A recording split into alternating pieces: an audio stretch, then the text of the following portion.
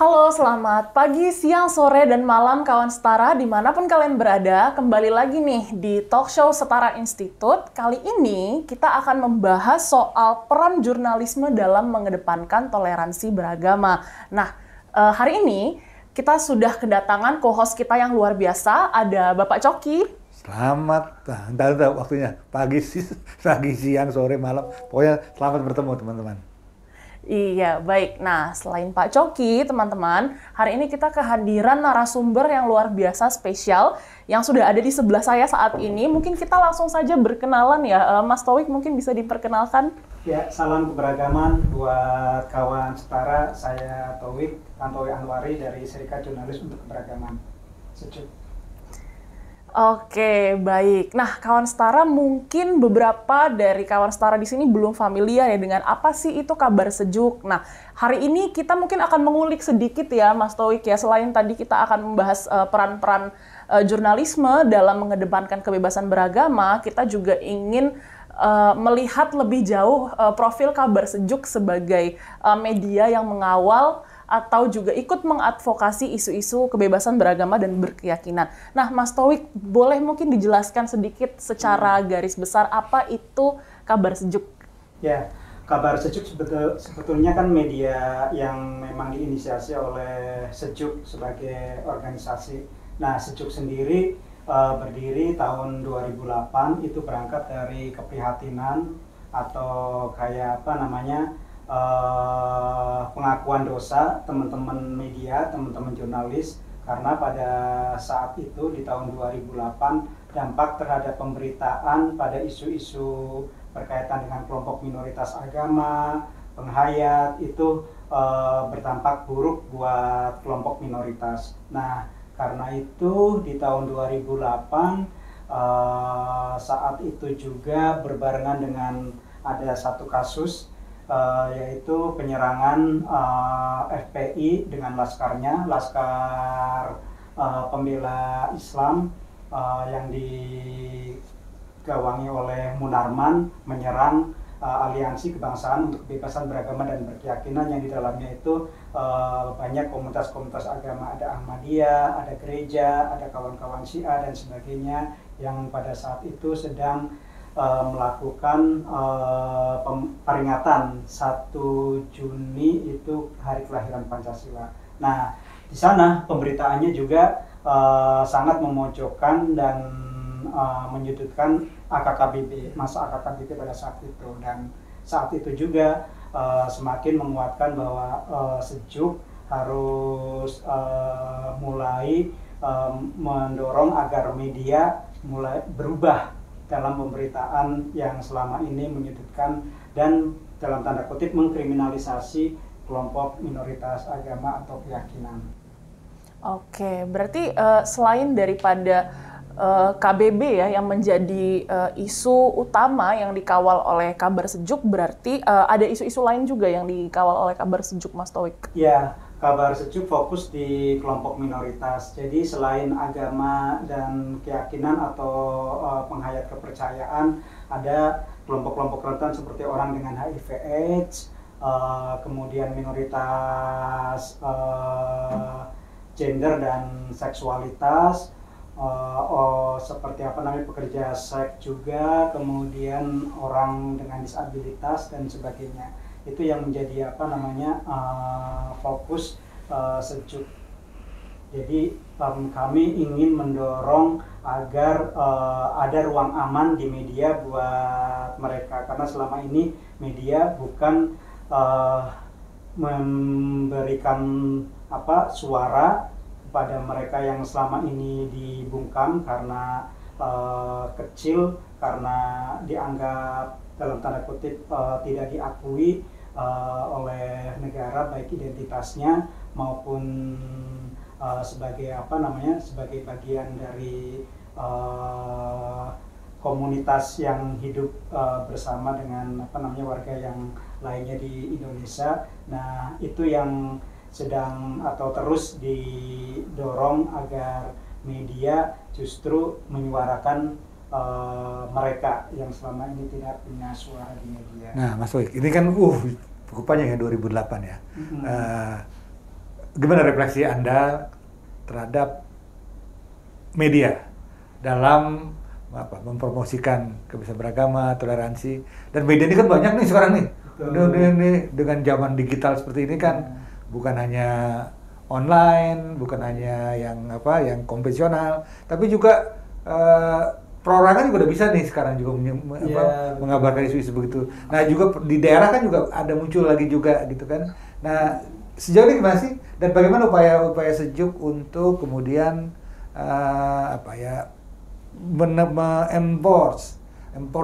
menguatkan media-media dan juga jurnalis-jurnalis supaya bukan fokus ya aware lah terhadap isu ini.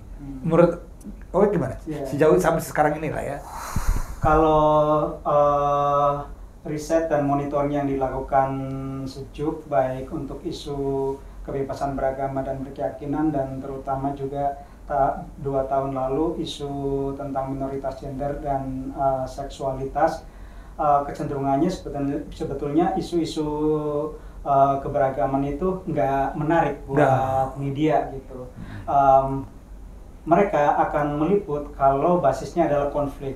Kalau ada peristiwa persekusi, kalau ada peristiwa penutupan gereja, baru mereka membuat berita soal kasus-kasus itu. Kayak pemerintah juga lah ya. Iya, kalau ada yang seru baru mereka itu ya. Betul, itu tantangannya. Kalau perubahan dari 2008 ke sini sih sebenarnya ada cerita-cerita baik ya. Misalnya kalau di tingkat nasional mereka sudah malu, media-media itu malu untuk menggunakan misalnya kata sesat, kata menyimpang gitu. Itu hampir sangat sedikit gitu. Beda dengan tahun-tahun awal ketika tahun 2006 mulai muncul ada PBM, peraturan bersama pendirian rumah ibadah oleh Menteri Agama dan Menteri Dalam Negeri. Lalu 2008 ada SKB Ahmadiyah. Nah, itu kan Ahmadiyah sesat, Syiah sesat, gereja melakukan praktek-praktek atau tindakan yang meresahkan masyarakat atau warga sekitar. Itu judul-judul seperti itu masih banyak, tapi sekarang praktis bisa dikatakan mungkin media-media online yang ada di daerah. Memang tantangannya adalah kalau kita melihat atau berbasis pada identifikasinya Dewan Pers, itu sekarang ada hampir 50 ribuan media, dan 45 ribuannya atau 44 ribu itu adalah media online, kebanyakan di daerah. Nah, di sanalah tantangannya, karena di daerah itu media-media sangat dalam tanda kutip tergantung dengan pemerintah daerah, iklan dari perusahaan-perusahaan yang di daerah, yang itu kalau isunya datar-datar aja, isu minoritas, ya mereka nggak akan mengangkat. Dan kalau mereka mengangkat, sialnya ya masih dengan judul-judul, diksi-diksi, kemudian narasi yang sangat menyudutkan kelompok minoritas. Itu tantangannya. Jadi kalau di nasional, misalnya teman-teman Ahmadiyah itu atau kelompok minoritas yang lainnya sudah sangat akrab. Mereka sudah mandiri, misalnya membuat media briefing, kemudian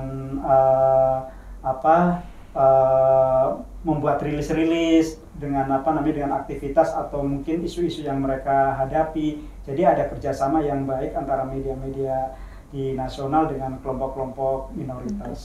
Itu sih perubahan atau cerita baiknya gitu. Meskipun tantangan di media online kayak tadi itu, di daerah karena jangkauan media nasional itu enggak secepat media-media online di daerah, dengan situasi yang tadi ya, ada implicit bias, yaitu jurnalis sampai ke editornya itu punya latar keyakinan, latar iman yang kemudian masuk dalam pemberitaan mereka.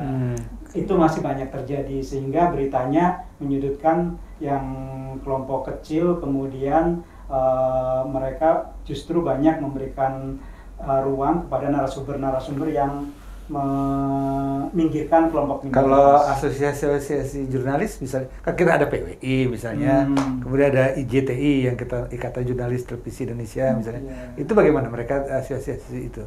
Ada juga nggak perhatian atau ya apa upaya misalnya untuk bagaimana juga mempromosikan keragaman, toleransi ini? Ya. Kalau misalnya seperti AMSI, Asosiasi Media Cyber Indonesia, SMSI, semacam AMSI juga, kemudian ICTI, PWI dan sebagainya, memang sekarang itu kan tantangannya adalah bisnis media ya. Mereka membutuhkan agar jurnalis-jurnalisnya, medianya itu bisa hidup. Jadi untuk isu-isu seperti ini hampir sulit untuk diangkat, kecuali tadi ya ada peristiwa besar seperti penyerangan terhadap rumah ibadah. Nah, secara gambar itu menarik dan nggak mungkin untuk tidak diberitakan. Meskipun cerita lainnya juga seperti misalnya di Lombok itu atau di Mataram itu kan ada asosiasi jurnalis juga ya, di sana ada gitu. Tapi ketika terjadi penyerangan terhadap umat Buddha di Mareje, sama sekali nggak ada yang ngangkat. Baru ngangkat beberapa hari setelah mereka korbannya di pengungsian, dan itu pun beritanya adalah dengan framing konflik gitu, semacam bukan penyerangan, bukan persekusi gitu, tapi seolah-olah korbannya Buddha juga ikut aktif dalam konflik itu. Nah itu sih, jadi kalau di daerah-daerah ya kami ada kerjasama. Kami melakukan mainstreaming jurnalisme keberagaman, karena sekarang itu kalau bicara soal etik ya, etika jurnalistik, kemudian norma hukumnya, itu kan ada Undang-Undang Pers nomor 40 tahun 99 yang sebenarnya media itu nggak boleh memberitakan isu dalam tanda kutip SARA, isu minoritas agama itu dengan cara yang untuk membuat provokasi, terus juga membuat kelompok yang lainnya itu terdiskriminasi. Kemudian selain undang-undang juga ada kode etik jurnalistik. Secara umum kode etik jurnalistik itu melarang media untuk melakukan hal yang sama juga gitu. Itu lebih detail, jauh lebih detail lagi tahun 2022. Jadi Bang Coki tahun 2022 itu Dewan Pers mengesahkan namanya Pedoman Pemberitaan Isu Keberagaman. Jadi spesifik nih. Nah itu yang kemudian kami dorong, kami sosialisasi ke media-media, baik lewat kunjungan-kunjungan ke media-media lokal, kantor-kantor media mereka, termasuk juga workshop-workshop kapasitas tentang bagaimana memberitakan isu keberagaman itu ke kawan-kawan jurnalis atau tingkat reporter. Itu yang kami lakukan. Memang tantangannya untuk di daerah, lagi-lagi mereka kan langsung berhadapan nih kalau ada peristiwa seperti yang di Lombok Barat yang tadi saya ceritakan. Itu kan mayoritas di sana Nahdlatul Watan itu kan termasuk juga NU-nya di sana, dengan umat Buddha punya prasangka bahwa Buddha melakukan budaisasi gitu, misi mereka, sehingga kemudian ada kecemburuan ekonomi, ada kecemburuan sosial yang itu kalau misalnya media mengangkat kasus mereka akan, media-media ini bukan hanya jurnalisnya akan berhadapan dengan kelompok Oh, mayoritas. betul. Iya, itu. Kelompok lokal ya. Iya. Nah, bagaimana dengan kasus yang lainnya yang itu berhadapan dengan pemerintah juga? Misalnya kayak kasus Ahmadiyah yang sampai hari ini udah puluhan tahun ada di transito. Itu kan media banyak yang mengangkatnya, tapi bukan dalam frame yang mengkritisi misalnya pemerintah daerah, baik Pemprov maupun pemerintah kota. Kenapa sampai hari ini mereka masih di pengungsian? Kalau sekedar sisi humanisnya gitu, itu banyak tuh berita-beritanya. Tapi karena mereka berhadapan dengan pemerintah itu dan mereka juga hidup dari iklan-iklan pemerintah, nah itu memang tantangan di daerah. Sehingga kalau ada kasus-kasus seperti itu, yang kita dorong adalah media nasional agar bersuara. Nah, kolaborasi-kolaborasi seperti itulah yang sedang didorong bareng masyarakat sipil di nasional, di daerah, bagaimana membuat framing-framing praktek-praktek diskriminasi, persekusi, intoleransi itu bisa dikawal bersama-sama, kerjasama dengan media. Nah, kalau ada kasus kayak tadi itu ya, media nasional gimana responnya? Media nasional sebenarnya basisnya adalah bagaimana mereka dapat mengakses informasinya, kemudian juga narasumbernya. Nah, itu harus di feeding. Jadi nggak bisa tiba-tiba mereka bisa mengakses kasus yang sedang rame. Nah, yang selama ini dilakukan adalah ya kita feeding ke teman-teman setara, ke teman-teman YLBHI yang punya jaringan di daerah. Termasuk juga Sejuk, kami sering menyediakan misalnya rilis-rilis, konstruksi kasusnya itu seperti apa, dan framing agar pemenuhan dan pemulihan hak korban itu bisa bisa sampai ke negara, sampai ke masyarakat lewat pemberitaan yang rilisnya, pernyataan sikapnya itu sudah kita sediakan. Itu media nasional seperti itu. Baru kemudian mereka akan mengakses nih, misalnya tanggung jawab negara, karena mereka media besar akan sangat mudah mengakses Polri, Polda atau Polsek atau Polres, termasuk juga misalnya bupati atau wali kotanya. Nah, yang paling menjadi concern masyarakat sipil adalah memberikan ruang kepada pendampingnya atau korban kalau mereka memang secara concern ya, persetujuan berani untuk menyampaikan posisi mereka. Itu sih kalau media nasional. Memang tantangannya sekarang tuh di media lokal. Kalau isunya sedang rame dan viral gitu, itu media-media online di daerah sebenarnya kalau kita feeding bahan yang sama dengan teman-teman media nasional, itu mereka juga nggak mau ketinggalan. Nah itu sih, cuma lagi-lagi kemudian mereka akan mendapatkan akses yang lebih mudah ke polisi, ke bupati atau wali kota dan pihak resmi yang ada di sana, karena mereka sangat dekat. Saya ingin tahu aja, jadi kalau misalnya udah jadi pemberitaan gitu ya, Towi ya, efeknya gimana sih? Apakah pemerintah daerah kemudian aware atau kemudian ya ini ada kita melakukan kesalahan, itu mereka melakukan perbaikan, atau ada nggak sebenarnya efeknya sih pemberitaan itu, media-media gitu? Ya, misalnya gini, saya ambil satu kasus La Roma. La Roma itu organisasi yang menganut penghayat Malesung di Minahasa Selatan. Mereka walai paleusannya atau tempat untuk melakukan aktivitas keagamaan dihancurkan, dirusak oleh salah satu penganut agama mainstream di Indonesia. Orang gereja lah saya sebut gitu.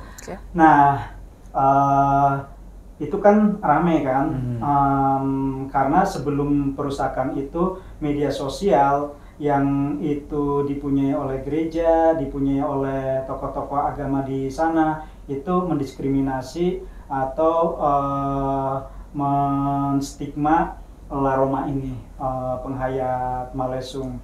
Jadi setelah peristiwa itu pecah di media sosial, ya masih melihatnya bahwa mereka itu bagian dari kelompok yang sesat itu. Sesat, ya, Akhirnya bulan-bulan berikutnya, karena mereka kan punya rutinitas ritual namanya Maso Chisoo, yaitu setiap bulan purnama mereka ada satu kegiatan keagamaan. Itu dilarang karena setelah kasus itu kan rame tuh, pemerintah daerah waktu itu, Pemkab itu tidak membolehkan mereka untuk melakukan Maso Chisoo dulu. Akhirnya apa yang dilakukan, karena kami ada kerjasama, ada interaksi sebelumnya, dan kami juga ikut membantu mereka untuk melakukan pengaduan ke Komnas HAM, tanya apa kebutuhan dari La Roma sekarang ini dengan pelarangan Maso Chisoo itu. Akhirnya mereka bilang, ayo kita advokasi bersama gitu. Nah, akhirnya kami bantu membuat rilis, membuat siaran pers dengan framing bahwa Bupati Minahasa Selatan melarang La Roma melakukan Maso Chisoo. Adalah kemudian reaksinya karena sudah mention Bupati. Iya, pasti kan beritanya karena media-media nasional juga kita feeding, pasti dampaknya adalah ya kena tegur atau apa gitu dari dari pemerintah pusat, bereaksi bahwa nggak ada seperti itu gitu. Nah, menariknya setelah mendapatkan perhatian dari Pemkab, advokasi terus dilakukan. Penyerang atau perusak dari Walep Haliusan itu, tempat ritualnya La Roma, akhirnya ditangkap. Setelah proses lama nggak ada update dan sebagainya, dengan desakan-desakan dari media, kemudian ditangkaplah pelaku itu, dan sekarang bisa beribadah walaupun Walep Haliusan yang sudah rusak itu belum bisa diperbaiki. Ketika media nasional udah memberitakan, media lokal nggak berubah tuh? Mereka termasuk di media sosial dan media-media lokal itu biasanya akan menjadikan media nasional sebagai acuan. Tuh Tempo udah memberitakan, tuh Tribun udah memberitakan gitu. Masa mereka masih beritanya masih dengan framing yang sebelumnya gitu, yang menganggap bahwa misalnya Ahmadiyah yang menjadi sumber dari persoalan. Nah, yang kayak gitu-gitu mereka akan merasa ketinggalan karena media nasional sudah mengangkat bahwa di Sintang persoalannya adalah Ahmadiyah yang menjadi korban oleh kelompok intoleran, penyerang, termasuk juga oleh pemerintah daerahnya, baik Bupati Sintang maupun framing pada saat itu kan termasuk juga Gubernur Kalimantan Baratnya juga. Nah, mereka akhirnya ikut-ikutan memberitakan. Bahkan kemudian mereka jurnalisnya itu membuat pemberitaan yang mendalam. Jadi mereka menggali sisi kemanusiaan, dampak dari persekusi yang dialami oleh Ahmadiyah, dan beritanya sangat bagus, bisa membuat konteks menjadi lebih clear siapa korban, siapa pelaku. Jadi kalau lihat cerita kamu itu berarti masih positif lah ya. Dan ya, kita masih bisa berharap pada media kan? Masih positif, masih bisa bisa berharap. Tapi memang tidak bisa diam saja kelompok minoritasnya maupun kelompok-kelompok pendampingnya. Karena kalau diam saja, nggak melakukan feeding, misalnya Setara diam, nggak membuat pernyataan sikap, nggak membuat rilis, ya media diam aja, masih dengan framing yang muncul dari narasumber resmi polisi di daerah sama apa namanya entah bupati atau DPRD di sana. Berarti memang apa ya, fungsinya itu sebagai enabler ya, butuh kolaborasi antara satu pihak dengan pihak yang lain gitu untuk akhirnya membuat sebuah pemberitaan itu bisa ya berhasil diberitakan, berhasil mendapatkan perhatian dari halayak termasuk pemerintah ya Mas. Persis. Yang kemudian kita dorong adalah kolaborasi. Kalau dulu kan gini Mas Coki, Kirtan, karena sering diberitakan sangat negatif, sudah diwawancara, kemudian yang muncul adalah beritanya masih memojokkan juga kelompok minoritas. Akhirnya orang-orang gereja, Ahmadiyah, Syiah nggak mau tuh ketemu sama media, takut karena ketika wawancara tiba-tiba yang muncul adalah beritanya lain gitu. Iya, beritanya lain. Nah itu traumatik tuh pada saat itu gitu.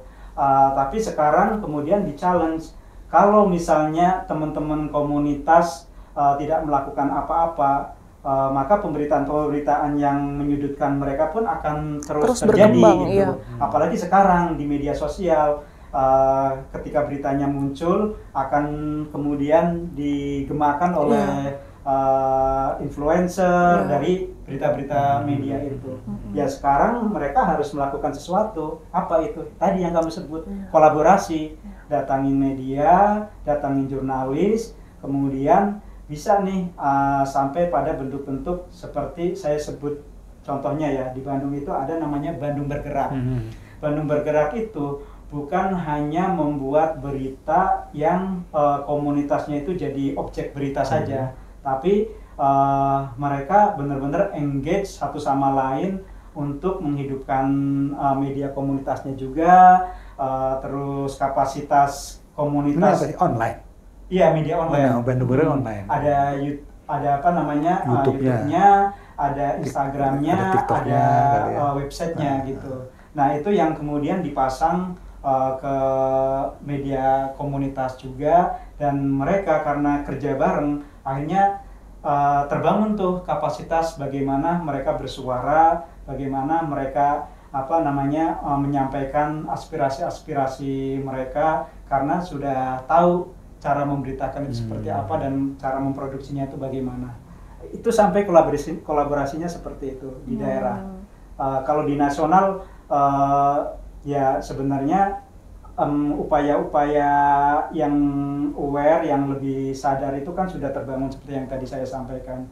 Jadi kalau sudah dapat akses komunitas atau korban ya tinggal jalan. Tapi yang benar-benar dekat dengan komunitas seperti media-media lokal yang sekarang sedang dibangun itu kolaborasi antara media dengan komunitas atau liputan kolaborasi. Jadi antara satu media dengan media yang lainnya, dengan pers mahasiswa, dengan jurnalis warga gitu. Mereka bisa kolaborasi tuh ngangkat isu-isu minoritas dan itu menarik. Cerita baik ini kolaborasi liputan itu sedang menjadi tren juga sih di media. Dan tinggal memfokuskan pada isunya aja. Nah, tadi di awal Mas Taufik sempat singgung soal teman-teman media yang ada di daerah yang masih bergantung pada pemerintah ya. Lalu kemudian ada pembahasan singkat tadi ya, mention soal kode etik. Nah, jurnalisme ini sebagai profesi kan pastinya memiliki kode etik ya, memiliki pedoman etika-etika yang harus dipatuhi sama seperti profesi-profesi yang lainnya. Nah, ketika ada kebutuhan untuk menyesuaikan dengan pemerintah setempat bagi teman-teman media lokal gitu. Nah, apakah kemudian ini nggak muncul konflik atau pertentangan gitu ya antara kebutuhan tersebut dengan kode etik ini? Nah, mungkin Mas Taufik bisa jelaskan juga ke kawan-kawan setara ya tentang kode etik yang dijunjung tinggi oleh teman-teman jurnalis. Ya. Kode etik jurnalistik itu sudah sangat jelas sebenarnya bagaimana memberitakan isu agama, keyakinan dan sebagainya yang tidak mendorong atau memprovokasi baik pemerintah untuk mendiskriminasi atau masyarakat untuk melakukan tindakan-tindakan melawan hukum. Nah, memang lagi-lagi tantangannya adalah Pertama, di jagat digital sekarang ini kecepatan menjadi sangat penting. Betul. Terus clickbait, terus Google AdSense, itu kan yang membuat media hidup kan. Nah, iklan juga kalau di daerah dari pemerintah atau perusahaan di daerah itu menjadi sumber penghidupan utamanya. Nah, situasi-situasi seperti ini memang harus didekati yang tadi itu. Semangatnya adalah semangat kolaborasi, Bang Coki. Jadi tidak mempermalukan media itu, tidak membuat media itu kemudian menjadi sangat kepada teman-teman komunitas menjadi sangat dalam tanda kutip itu alergi gitu, tapi justru pendekatannya adalah dengan pendekatan persuasif. Seperti yang tadi awal saya sampaikan, kawan setara, awalnya kan di tahun-tahun 2008 sampai 2014 lah, media itu masih memberitakan isu-isu kelompok minoritas sangat negatif gitu. Tapi kemudian ada perubahan dan itu muncul karena ada kolaborasi. Nah, pendekatan yang sama juga dilakukan. Jadi jangan sampai kalau misalnya ada dispute pemberitaan, misalnya Ahmadiyah nih diberitakan jelek oleh media tertentu beberapa waktu Agustus lah saya sebut ya, itu Pakem bergerak tuh untuk mengawasi kelompok-kelompok keagamaan minoritas, termasuk juga penghayat atau pengajian-pengajian yang dianggap sesat gitu. Itu sepanjang bulan Agustus Pakem di beberapa daerah melakukan itu. Nah, korbannya salah satunya adalah Ahmadiyah di Parepare juga yang kemarin rame tuh. Di Parepare ada sekolah Kristen yang ditolak. Nah, di Agustus Ahmadiyah disebut sebagai aliran sesat yang perlu diawasi gitu. Apa yang dilakukan oleh Ahmadiyah bukan anti terhadap media, tapi caranya adalah mereka dengan mengidentifikasi mana media-media di lokal, baik di tingkat kabupaten maupun di tingkat provinsi yang bisa diajak kolaborasi, menjelaskan Ahmadiyah itu apa dan bagaimana menyediakan informasi kalau terjadi apa-apa, kalau butuh narasumber, disitulah disiapkan oleh teman-teman Ahmadiyah. Kerjasamanya seperti itu. Itu yang kemudian dilakukan kalau di daerah. Jadi mereka nggak enak tuh kalau udah didatengin, udah kenal sama Ahmadiyah, kenal sama orang-orang Syiah, orang-orang Bahai, tiba-tiba ada peristiwa memberitakan langsung dengan cara yang sebelumnya. Itu perubahan-perubahan yang baik kalau ada kerjasama. Itu sih yang selama ini kami dorong ke teman-teman komunitas, jangan sampai anti atau tidak sadar bahwa media itu penting menjadi corong teman-teman komunitas. Nah, pedoman pemberitaan isu keberagaman itu juga kami informasikan ke teman-teman komunitas. Kalau misalnya kalian ketemu dengan jurnalis, ketemu dengan media, bawa itu, maka sebenarnya semangatnya baik tuh di pedoman pemberitaan isu keberagaman. Jadi kawan setara, ada satu posisi bahwa untuk memberitakan isu kelompok minoritas itu harus ada pemihakan kepada kelompok rentan. Itu diksi yang digunakan dalam pedoman pemberitaan isu keberagaman. Nanti kita akan berdalam soal bagaimana media harus taat atau bersetia pada kode etik jurnalistik dan pedoman pemberitaan isu keberagaman. Gitu, Kirtan dan Bang Coki. Oke, menarik sekali ya teman-teman. Nah, jadi ini tadi mungkin sekilas highlight ya atau insight-insight yang sudah diberikan oleh Mas Taufiq nih tentang peran dan kolaborasi dari media dan juga teman-teman komunitas untuk akhirnya bisa memberitakan narasi-narasi positif dan tentunya juga untuk mengawal dan mengadvokasi kasus-kasus kebebasan beragama dan berkeyakinan. Nah, kawan setara, kita nggak akan selesai di sini tentunya, masih akan ada segmen kedua dari edisi talk show tentang peran jurnalisme dalam kerukunan atau kebebasan beragama dan berkeyakinan. Tonton terus dan saksikan terus talk show Setara Institute. Saya Harkitan Kaur bersama rekan saya Pak Coki. Tetap selalu subscribe dan follow Instagram Setara Institute. Sampai jumpa!